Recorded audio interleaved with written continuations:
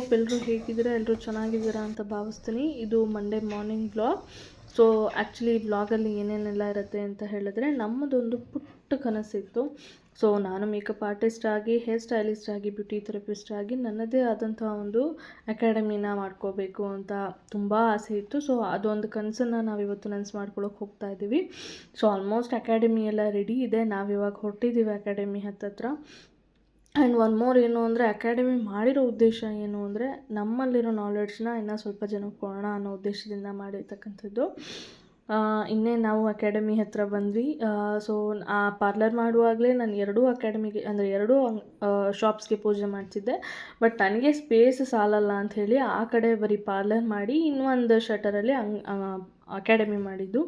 So ಹಾಗಾಗಿ ಅವತ್ತೇ ಎರಡಕ್ಕೂ ಪೂಜೆ ಆಗಿತ್ತು. ಇವತ್ತು ಸಿಂಪಲ್ಲಾಗಿ ನಾವು ಪೂಜೆ ಮಾಡ್ಕೊಳ್ಳೋಣ ಅಂತ ಪೂಜೆಗೆ ರೆಡಿ ಮಾಡಿ ಸಿಂಪಲ್ಲಾಗಿ ಪೂಜೆ ಮಾಡ್ತಾಯಿದ್ವಿ.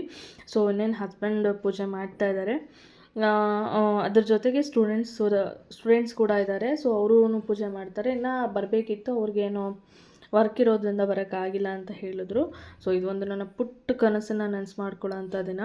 ನನಗಂತೂ ತುಂಬ ಖುಷಿ ಆಗ್ತಾಯಿದೆ. ಆ್ಯಕ್ಚುಲಿ ನನ್ನದೇ ಆದಂಥ ಒಂದು ಅಕಾಡೆಮಿ ಆಗಿದೆ ಅಂತ ಹೇಳಿ. ಸೊ ಹೋಪ್ ಎಲ್ಲರೂ ಚೆನ್ನಾಗಾಗಲಿ ಅಂತ ಹರಿಸಿ.